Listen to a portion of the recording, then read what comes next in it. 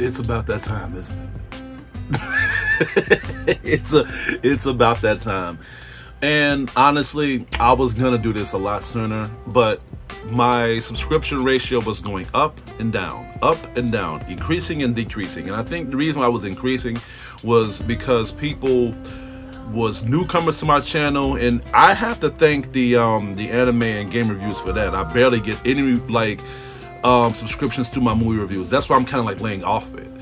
But the subscriptions was going down maybe because of how I say things. People know that I'm very blunt and I go against woke culture, Sweet Baby Ink and all that stuff. I just say it how it is. Call me the Black Angry Joe. But not this Angry Joe, not the woke one, the one that was in the hard brim, the one that got the 2 million subscribers, not the ones that's losing thousands. You know, I'm literally like the prime aspects of what I see, you know, how I dictate it. But guys, I have to thank you all for this long journey, and for those who have been subscribing to my channel and that is new to the channel, y'all haven't seen me at my brim. And for those who have been with me since day one, y'all know what I'm talking about.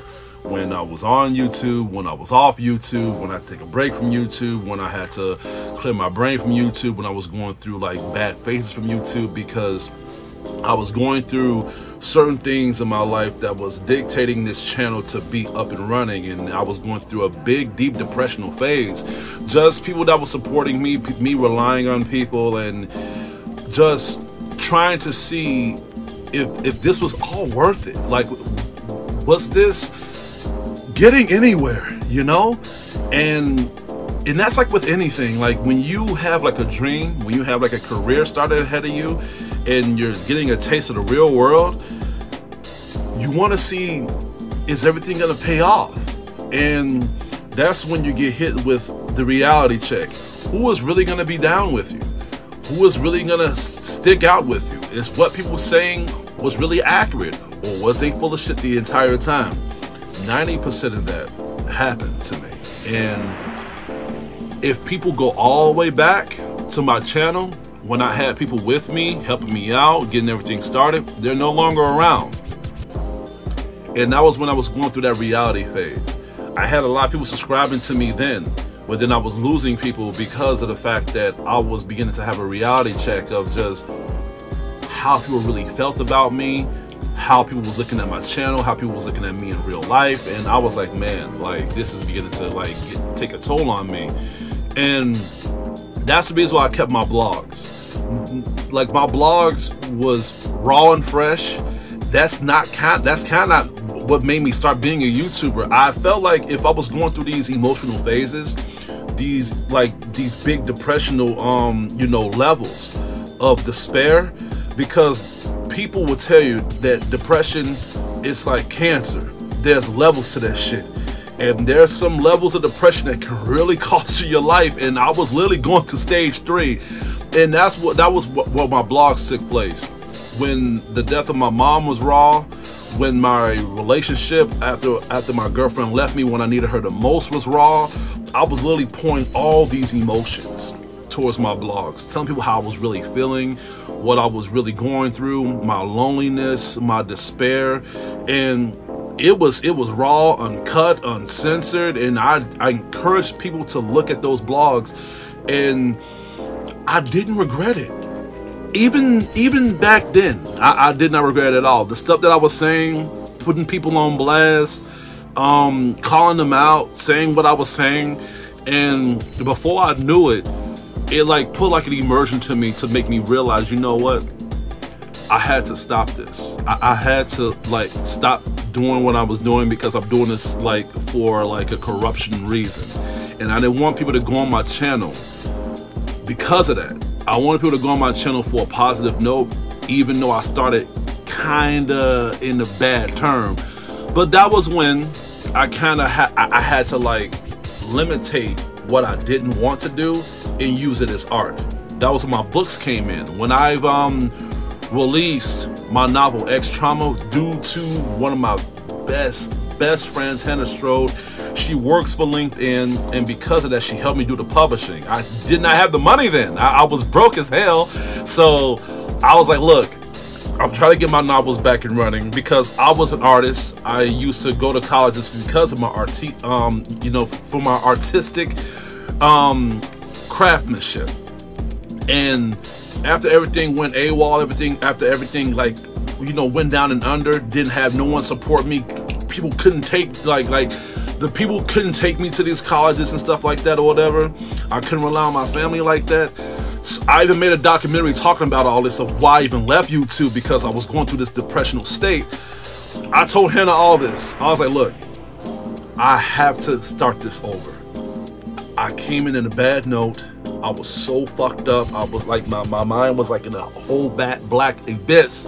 It was like in a big galaxy, and my mind just went into a black hole. And she understood. But she told me, look, I don't do things for free, but since we've known each other for a long time, I'll help you publish one book. How it sells is all on you. And because of that, it's so big. It it was a big seller. Made it the best top novel on the Amino website before that got shut down. So everything happens for a reason. And that book, it took a lot to get there. Like, I have to thank Jaleel Johnson to playing the character. I have to thank Sarah Fisherson to play Simone. I have to thank a lot of people to make that book possible. Same thing with X Trauma 2, but X Trauma was literally like the breaking stone of me to get my shit together, because I was even putting a lot of things on blast, good and bad. The bad was on X Trauma. Like, I used my last relationship as part of the story, and one of my exes got pissed about that. It just shows me that they were still watching me, and that was the reason why I had to get my shit together, because when I was at my darkest moment, they was rejoicing, they was happy, they was celebrating, and above all, they was throwing more dirt on me just so I could stay under. So when they knew I was making a book and I was making money based on what they was doing and what I witnessed of how they was treating me in my relationship, they couldn't bear to see that shit. They couldn't bear to see me flourish. That was what made me keep this up. I was like, you know what, let me keep this up, let me keep this going, let me keep the sales up. So then that was when I made X Trauma 2 to honor my mom's legacy.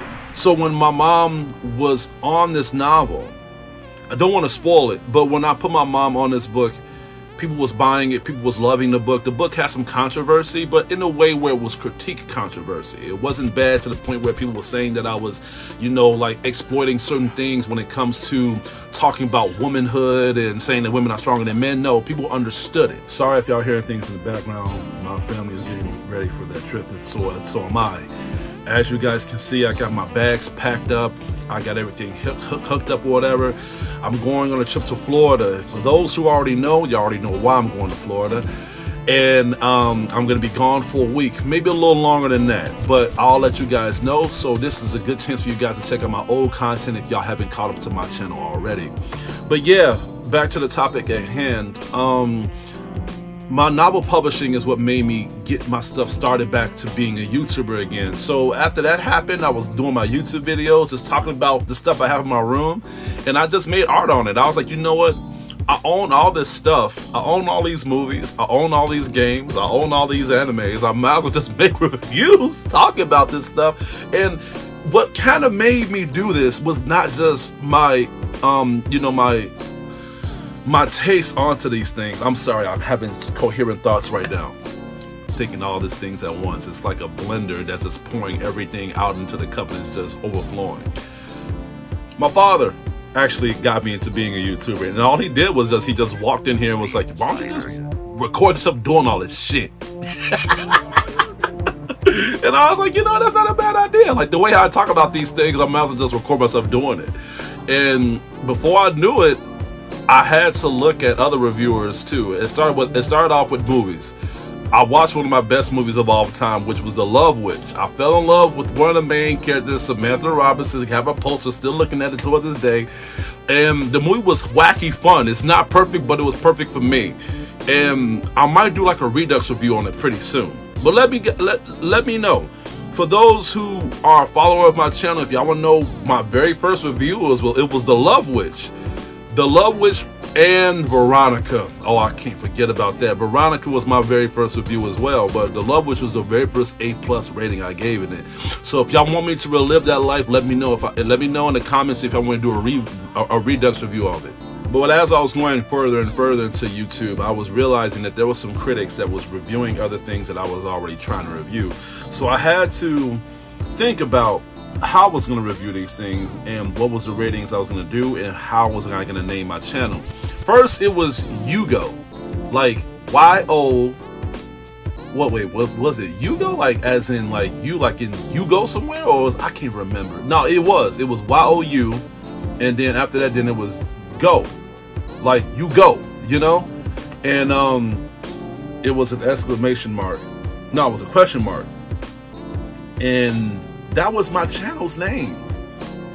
Yeah, right? And then I was beginning to like rate things when it comes to alphabetical ratings, like grades. I was grading, you know, the projects that I was reviewing. And I did not like my name. I felt like something was standing out. So I was like having these critique sides of what to do and how to critique these things. And I wanted my channel to be based on everything that I was doing. So I was like, you know what, I gotta come up with a better name. So then I was like, you know what, how about Yugo the Critic Teacher? I was critiquing things. I even looked like a teacher at some points, but I just couldn't shy away from my geeky side. So I was wearing some geeky shirts to take away from my, you know, from my jacket, and I was just going on from there. And then at that point, then that was when I was like, you know what, I like Yugo the Critic Teacher, but that sounds too much to digest. So I was like, something has to go. So after a couple months, I was like, you know, how about I just call myself the Critic Teacher? But then I had to look at other names of critics that call themselves that. The closest I gotten was the Critical Drinker. But no one has ever thought about the Critic Teacher. I've seen fuckers name they you know, they project similar.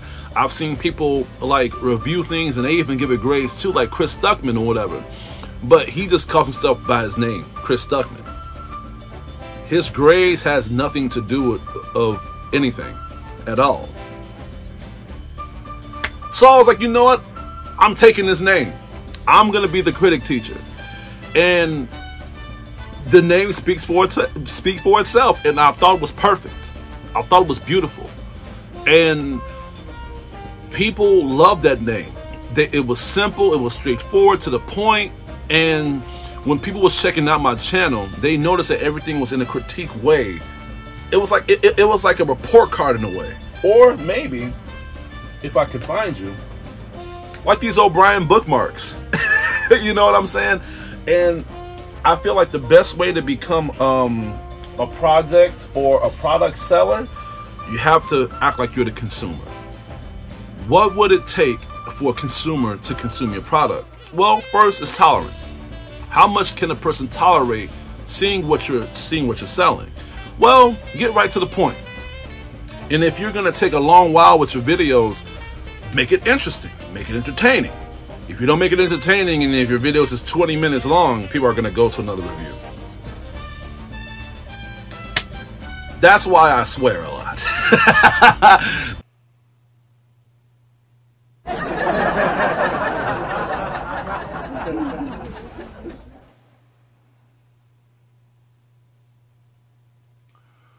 Look at my motherfucking face. Do I look amused? Do I fucking look amused? That's why I swear a lot.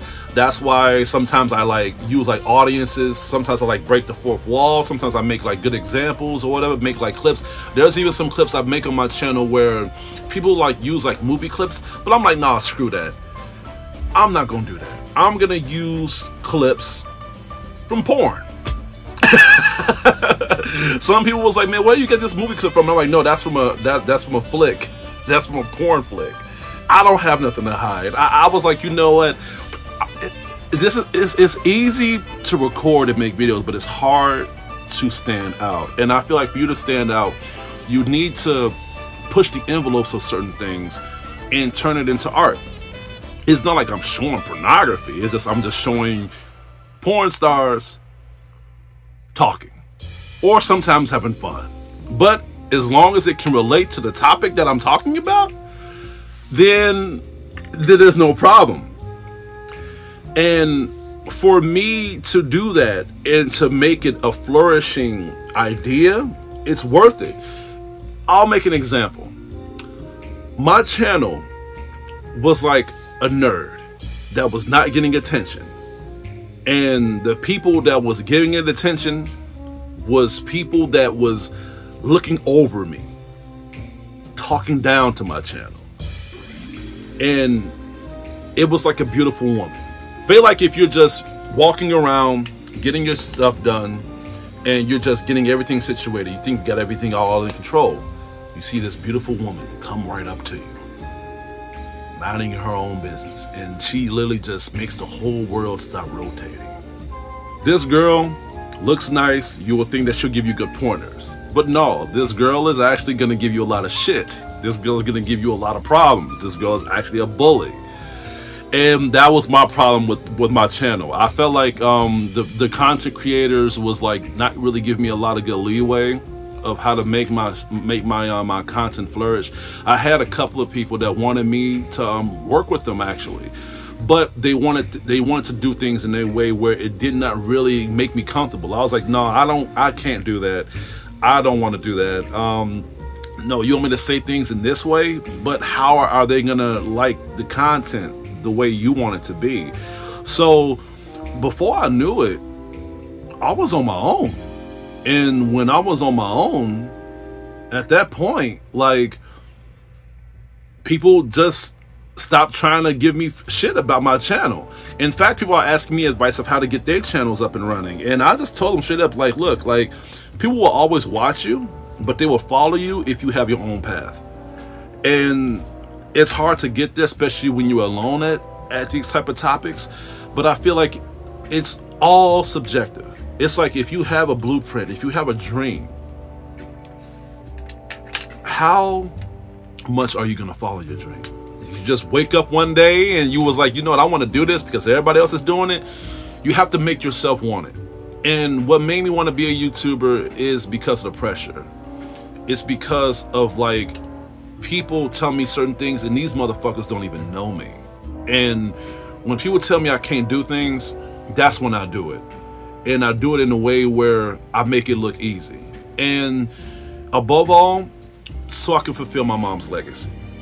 I think the worst thing other than dying, because I don't fear death at all, I welcome it. Put me at rest, man. No, but bullshit aside, I'm doing all this to make my mom happy, because even though I don't fear death, I fear me passing away and me telling my mother that I did not do what she wanted me to do. So I'm doing all this to make her happy. I'm doing this to dictate everything that's on my mind and just getting it out of my system. That was the reason why I wanted to be a novel publisher before anything, since I was like 5 years old. And when I was a kid and when everything was looking good for me before I got introduced to the real world, when I got introduced to Triton, Westwood, the Art Institute, again, it was hard for me to go there. I had the books, I had the novels, I had the art, I had the idea, I had the charisma, I had the potential. But people didn't support it. People didn't support it. So when I got older, when the depression kicked in, when the misery kicked in, I got out of that shit and I was like, you know what, I'm gonna keep doing this. I'm gonna keep doing this no matter what. And I think that's where the subscriptions comes in, where people begin to notice me comes in, because I'm a motherfucker that doesn't quit at all. And the only way if I go down is if you put me down. That's the reason why I get, you know, copyright strikes. Why I get warnings from YouTube, because of how I say certain things, how I perpetuate certain things. And that's the reason why a lot of YouTubers, like mainstream YouTubers like Chris Stuckman, Anthony Fantano, Angry Joe, have y'all noticed that they don't talk the way how I talk? They used to, but they don't talk the way how I talk anymore, because they are getting hit by a paywall of people controlling what they fucking say. I come in raw and fresh like this, letting YouTube know, look, this is how I'm gonna be, no matter how much y'all pay me. And even if y'all do pay me, or even if y'all don't, I'm gonna still talk like this. That's the reason why y'all don't see ads on my videos, because I'm doing this for free because I love what I do. I appreciate what I do. And that was what I was telling other YouTubers that's trying to get their stuff up and running. if y'all not getting paid to do this, then y'all gonna hate y'all job. This should be y'all food. This should be like what y'all love doing, you know? And if you're doing this for a paycheck, you're gonna start writing things on a wall, putting things on a calendar, and you're not gonna like playing these games. You're not gonna like playing like the games that you know and love playing. And because you're trying to get your shit up and running, I take my time with my material. I'm sorry, y'all. If y'all wondering why I take this so long for me to do my reviews, because I take my time with them. I take my time with them. I feel like if I just keep rushing and doing things all the time, then y'all are going to like lose track on my content. So I just sit and relax. I just live my life. And then when I have downtime, then that's when I play my games. I chill. And then like right now, like Summoner, one of my favorite games of all time, just released on the PS5 with trophies. Like, how can I not enjoy this? I even bought the strategy guide. Like, I'm already on where's the bookmark? There it is. This, y'all like my new Jobbies bookmark? Pretty cool, right? I'm at oh Jesus, I'm at page 49. I'm already halfway through the game. But I have been enjoying myself. I have been like taking my time off, just living my life. And then when I have some extra free time, then that's when I go to you guys and I'm like, you know, what's next on my list? What else can I review? What else can I keep my channel flourishing? And if I'm not doing that, then I just make posts. I post pictures, or I do like critic teacher quizzes. And y'all need to do my quizzes because it's to make me realize that you guys are paying attention on my channel of what I'm saying. And if it pays off, and it is paying off, like one of my quizzes I had like 5 people answer. Second one I had like 7 people answer. This third one I had like 11 people answer the questions. It's interesting questions. And I'm thinking about another question I should ask this week. And if this keeps up, I might do a contest. So if a person gets like all my answers correctly within a month, they have to screenshot it so they can prove it. And then I might send them a prize. They have to just DM me their address. Because all these animes and all these games I got, come on. You don't think that there's some animes and games I just want to give away because it's taking so much space? So keep doing the quizzes and we'll see in the future. But as for my reviews, the way how I do reviews, I don't review things because I feel like it. I review it because, well, it's like a little bit of both. If it's something that I've just watched and it's on my review radar, then I'll review it. But I normally review things in alphabetical order, especially when it comes to my animes. That's why, if y'all pay attention, majority of the animes I reviewed was all A's. But yeah, like being a YouTuber, like it comes with a lot of thoughts. It comes with like a lot of planning, and that's what was coming with me. Like when I was doing things, but in the long run, when I was a YouTuber, I did not know how to review these things. So I was like, you know what? Let me try to see if I can do things in alphabetical order, so I could like have a fresher brain. And it actually made me try out other things that I have never fucking had time to, and it killed my interest of just being spoiled. And I was like, you know what? That's next on the list. I need to freaking check that out. And yeah, that's how I got across just trying to do things in a more profound way. And that's why people think that YouTube is so hard to do, but it's subjective. It's like, what are you doing YouTube for? Are you doing YouTube to do blogs? Well, I did blogs before, and it wasn't tough. I just poured my heart out. I just poured my heart out, said what was on my mind, recorded myself doing it, and that was it. And people liked it, you know? And I think that was the reason why I was losing subscribers too, because when I stopped doing my blogs, people was like, oh man, he's about to do his nerd shit. So let me stop watching him or whatever. But I told people that I was gonna stop because I was doing it due to me being depressed and me not turning into the right people to get my depression checked. But I did go through therapy, and because of therapy, it helped me get to a better state of me just having a clearer mindset of what I need to do for my life. But by me being a YouTuber and being a critic, it was not hard at all. It made me think about how I could do things in a replicated way. And when I went to a collision course of how to review things, again, I just did things in alphabetical order. I think the hardest thing, right, was hearing myself. And when I was hearing myself, I was like, man, that's how I talk? That's how I sound? But that's because I'm not used to hearing myself talk. and not used to seeing myself on camera, but I'm used to it. And I can hear myself now clearly, clear as day. And I'm like, okay, all right. Now I got the hang of it. Now I just needed to get my pattern right, my delivery right, because a lot of people don't get this well. And people don't even explain it, especially when they're well-known YouTubers. I think well-known mainstream YouTubers need to make videos like this so they can help the other YouTubers that is new to be comfortable with themselves. When these new YouTubers begin to talk, they stumble. And I still do that, but that's because I be too excited. But back then when I stumble, when I just be stale or whatever, it's because I wasn't used to the camera. I wasn't used to how I was talking. And then when I would see myself, I'm like, fuck, man, I want to delete the whole fucking video. But I wasn't used to it. So the more I kept doing it, the more I kept jumping into it, the more I was like enjoying it. That was when I was doing skits. That was when I was like doing like little clips. And I was like, yeah, I'm in it. I got it. I got it, because I got used to the whole, you know, to the whole thing of my. I got used to myself, so I was like, all right, this is great now. Now I found myself. Now I found the delivery. I found the punchlines. I found my material. Now I just need to own it. I need to keep it. I can't move away from it, and I feel like you can. I feel like once you find your true self, you're there. You're there. I feel like the only way you lose yourself is when you embrace the harsh hit of reality and you have to like start all over again. But I don't think that's gonna happen anytime soon. I feel like this is how I am for the rest of my life.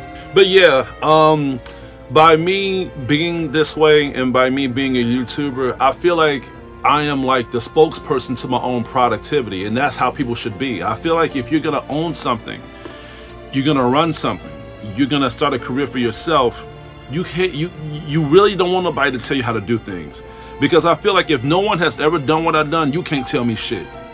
There's nothing you can fucking tell me. And that's the reason why the despair hit me hard, because I had no one to turn to when I was going through these situational methods. And after I've gotten out of it, I turned my back on a lot of people. I've turned my back on a lot of people because they was never there. And the people that are there with me still, they know that if they walk away, I'll be all right. And for my best friends and for my best colleagues and my mentors, those are the ones I will really die for. And as blunt as that sounds, I feel like every content creator or anybody that is want to do something for their life, you have to live in that type of selfish way. And that's basically it. I feel like if you're gonna try to be someone, you're gonna have to be 100% of what you're trying to be. You're gonna have to risk it all. You have to see how harsh the world is. You have to see how terrible people is. I mean, I went through that with my ex when she tried to kill me, and that was the reason why I made a book talking about it. And some people thought it wasn't even a book; it was a documentary. And speaking of documentaries, I am working on another episode of Remember That You Are Gifted. I am. But after I get back from the cruise, I record a lot of people. We talked about a lot of real shit, and it's going to be interesting. It's going to be something, you know, and I can't wait to publish this. But there's a few more footages that I want to record before I end up putting that in the projecting editing ratio, but we'll see. We should definitely see. But that's it, guys. I just want to say thank you for those who went to that whole hellish journey with me, stuck around from start to finish, especially when I was gone from YouTube, when I was at the brink of my depression, when I was having a nervous breakdown. Yeah, I thank you all for that. And for those who want to see those darker sides, I didn't get rid of those videos. Just go to my blogs. Go to my blog playlist, so y'all can see like how I was before I was beginning to flourish and stuff like that. I came a long way. I came a hell of a long way, and that's the reason why I'm not ashamed about it. The people that should be ashamed are the ones who I exposed, you know. But in a way of a sense, I thank them too, because y'all have made me tougher. Y'all have made me more wiser. Y'all have made me more self-aware of this world and this future and what's to come of it. And I've been prepared ever since. I just hope y'all are the same way too. I hope y'all just as strong as well. If y'all the same way, the only God can help y'all on that method. But other than that, that's it. I'm gonna be gone for a week. So use this video as a learning curve to you students, which is my fans. You guys been beautiful. Thank you for following me. Thank you for the 1,000 subscribers. It's been a blessing. I can't feel nothing but blessings at this point. And just how much I've been appreciating you guys following my channel and showing love and support. What's more appreciated than people following your content than you ask them to do it, right? And I said this already. And it's crazy because I had the same haircut too when I did that video. Oh my God, the reason why I say never like and subscribe. Oh my God, that's like over 2 years ago. Oh my God, I'm getting old. But other than that, that's it, guys. I spent too much time on this video, but that's because I just love how I talk. I just love how I just say certain things. But other than that, that's it, guys. You guys take it easy.